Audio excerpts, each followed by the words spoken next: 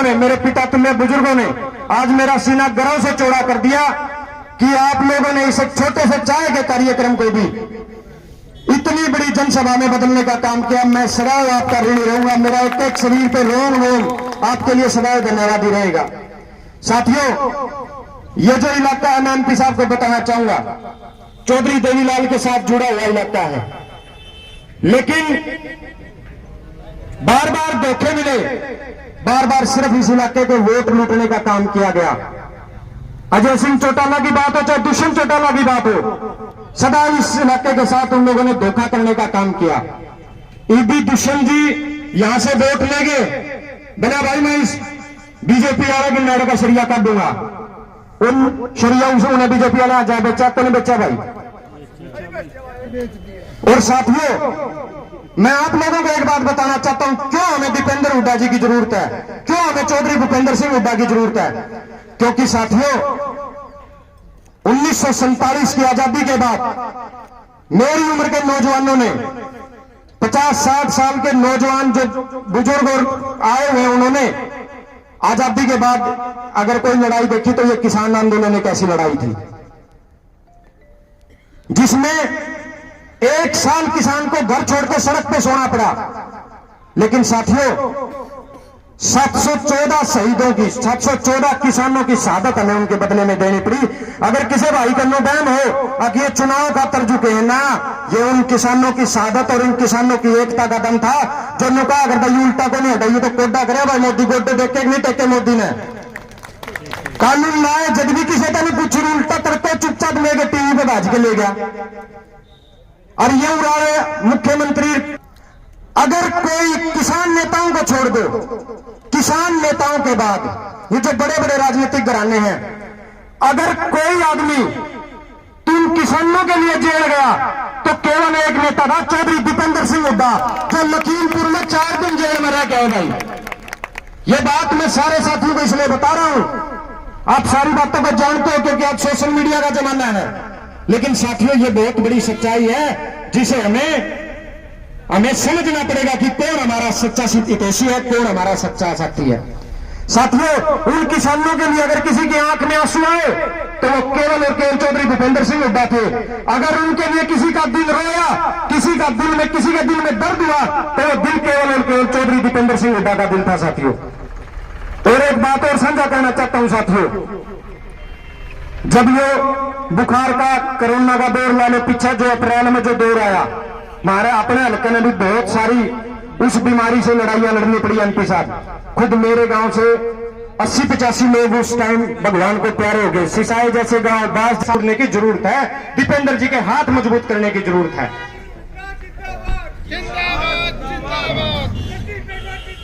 आज तो भाई साहब के नारे लावांगे आप सारे, इन हाथी का पैर में सारे आले हैं चाचा।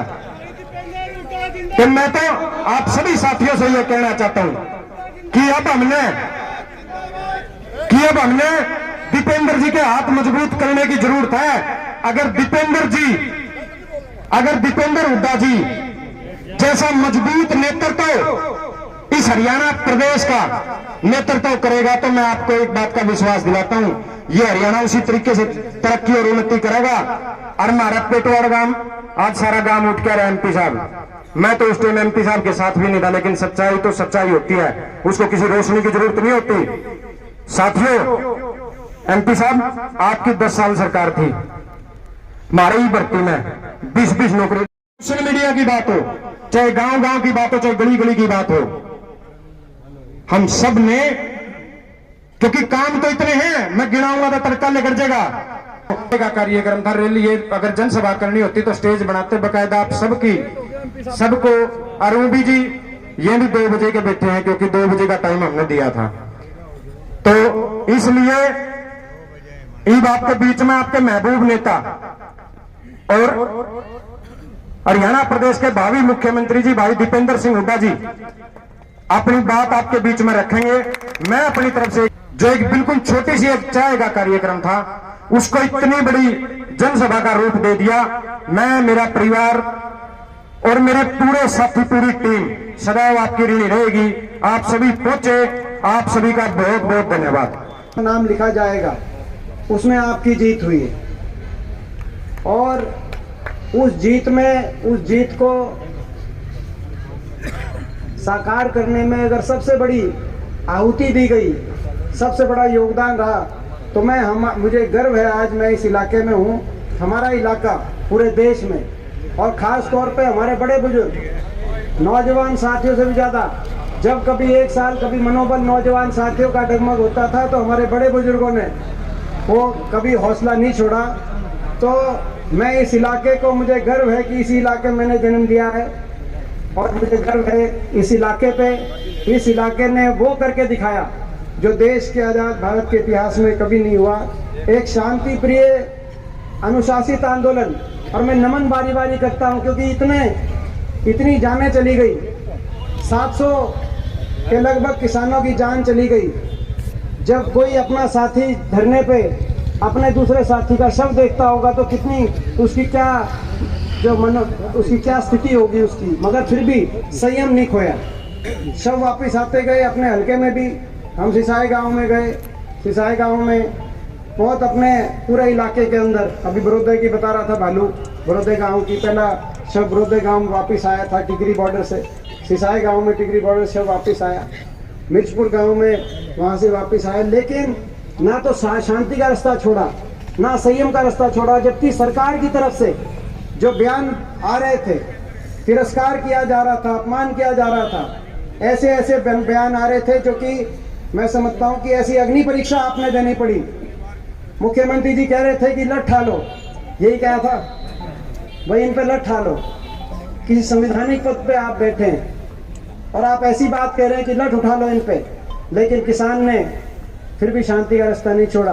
एक एसडीएम कह रहे थे करनाल में कि भाई कोई बिना सर फूटे बचे नहीं, जबकि बस्तारा टोल पे बैठे थे, मुख्यमंत्री जी का प्रोग्राम उससे 20 किलोमीटर दूर करनाल में होना था, वो आराम से शांति से बैठे थे टोल पे, लेकिन उन पर लाठीचार्ज हुआ और एक सुशील काजल ग्राम के हमारे भाई की जान न्यौछावर हुई। मैं उनके परिवार में भी जाके आया था वहाँ पे कि ये सरकार अपने अहंकार में अगर किसान की आवाज़ कुचलने के लिए आपसे असंवैधानिक कार्य करने को आपको कहती है, सोच समझ के करना।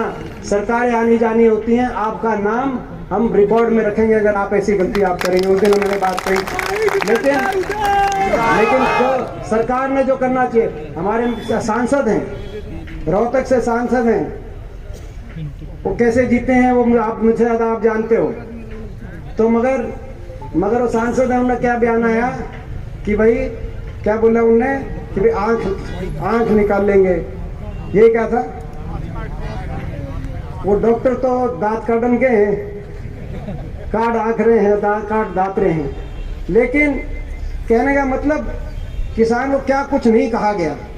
लेकिन किसान ने, देश के किसान को मैं नमन करता हूँ, इस इलाके को मैं नमन करता हूँ। देश के किसान ने दिखाया कि शांति, अहिंसा और अनुशासन के रास्ते पर अगर चला जाए तो लक्ष्य कितना भी कठिन हो, कितना भी असंभव हो। और मैं तो एक और बात बता रहा हूँ कि ये लक्ष्य पूरा भी हुआ और मेरे जैसों को आज इस पे इतना गर्व हुआ, क्योंकि जब मैं देश की संसद में जाता था, जब संसद के अंदर जाते थे तो वहाँ 15 सांसद हैं हरियाणा से, 15 में से 14 सांसद भाजपा बीजेपी के, 10 लोकसभा के और 5 राज्यसभा के, 14 सांसद बीजेपी के हैं। एक विपक्ष में अकेले मेरा नंबर आ रहा है। पिछली बार विपक्ष में 2-3 थे, अब वो एक यहाँ से हिसार से ही थे पिछली बार विपक्ष में, बाकी भी पिछली बार बीजेपी के थे, वो भी उनके साथ मिल गए। तो विपक्ष में हमने पिछली बार भी लड़ाई लड़ी, इस बार भी लड़ रहे हैं विपक्ष में, वहाँ लड़ाई 14 बीजेपी के। तो जब हम बोलते थे किसान आंदोलन के बारे में, बोलते थे किसान की जायज मांगों के बारे में, बोलते थे जो जिन लोगों की जान जा रही थी उनके बारे में बोलते थे कि कम से कम इनको श्रद्धांजलि दे दो, 2 शब्द इनके लिए कह दो भाई इनको, हमें दुख है, हम इनकी मांग नहीं मान रहे, लेकिन हमें दुख है कि इतने लोगों की जान जाने लग रही है।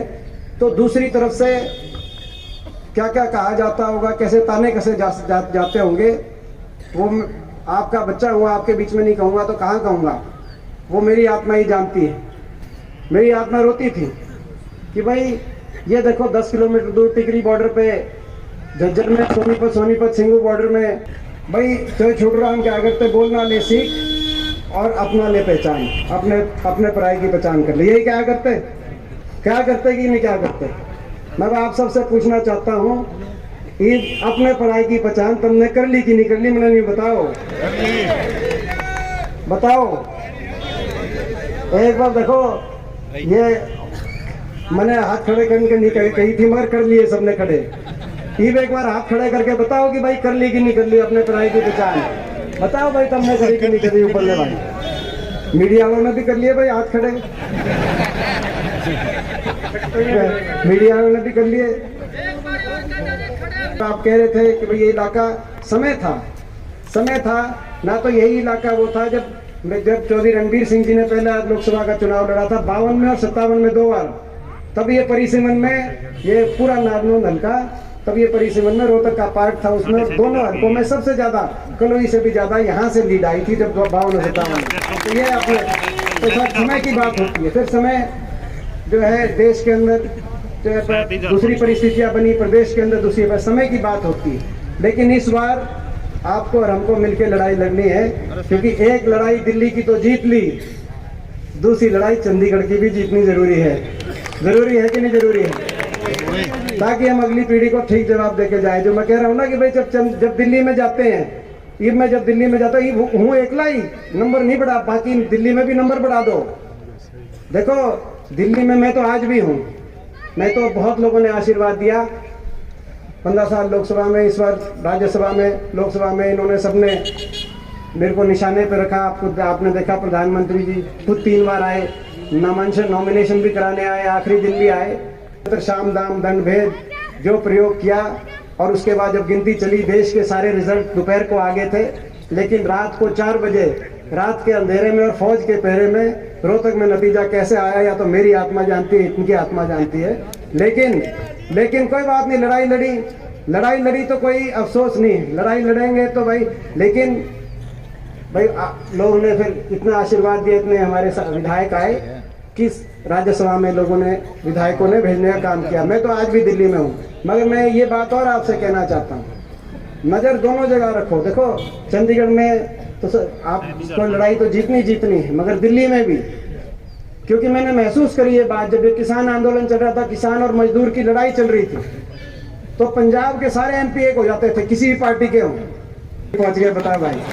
तो देखो ये हमें समझदारी से, अनुशासन से, शांति से, इसी से हम जीते हैं। ये वाला जो ये आंदोलन था, इसका इसीलिए मैं बार बार नमन करता हूँ। हमने नहीं देखा, हमने पूरे दुनिया में ऐसा नहीं देखा कि इतना उकसाने की, इतना तिरस्कार और अपमानित करने की कोशिश की गई हो, लेकिन फिर भी हमारे लोग शांति और संयम के रास्ते पे चले हों और एक जीत हासिल करी हो। तो ये आप सबको आज उनकी बहुत बहुत बधाई। दिल्ली जीते हैं और चंडीगढ़ में भी आने वाले समय बदलाव लेके आएंगे। एक बार फिर मैं अपने भाई जस्सी को और पूरी टीम को, आपको बहुत बहुत बधाई देता हूँ, बहुत बहुत शुभकामनाएं देता हूँ। आप मेहनत कर रहे हैं, मेहनत से ही रास्ता निकलता है और मेहनत से ही लोगों के अंदर साख बनती है। हमने भी जब शुरू किया था तो भाई हम भी बहुत छोटी उम्र में मैंने शुरू किया था, जो मैं पहली बार जब मेरे को मौका मिला था। ये सारे जो खड़े हैं ये बताएंगे ये कि भाई 365 के 365 दिन रात को कभी 1 बजे कभी 2 बजे घर वाले भी कति न्यू कहने हो रहे थे कि तने काटेंगे, तो अपना तो नहीं टिकता। लेकिन मेहनत करनी पड़ती है, मेहनत के रास्ते पे चलो, ईमानदारी के रास्ते पे चलो और नरमाई के रास्ते पे चलो और शराफत के रास्ते पे चलो। रास्ता नरमाई में और शराफत में लोग कहते हैं इसका नुकसान भी बहुत है, नुकसान नरमाई का, शराफत का नुकसान भी बहुत है, लेकिन रास्ते भी नरमाई और शराफत के रास्ते पे ही जो है उसकी ताकत भी बहुत है।